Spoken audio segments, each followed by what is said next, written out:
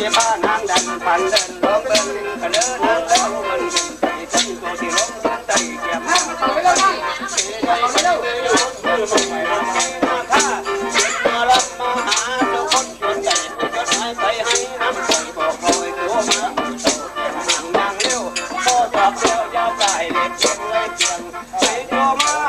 เพียงเดียวปวดตาละห่างที่โนดาห่างรถเขาดันต้อนเพียงกับหมอลำหน้าเจ้าเป็นเพียงหลอกทำไปทำเด็กจำสมบัติสันทับเพียงมอแค่การทำกับมือไว้หายหอกเขาหลอนหัวโตคือกันไปรอสิ่งกับหมอลำผ้าเป็นโพดำเป็นการในถึงผ่านป่าก้อนหาที่ใส่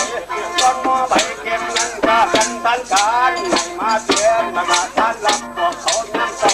ก้อนคำสาปฏิวัติรับได้ทำงานทำบุญไว้ในตลาดก่อนเลย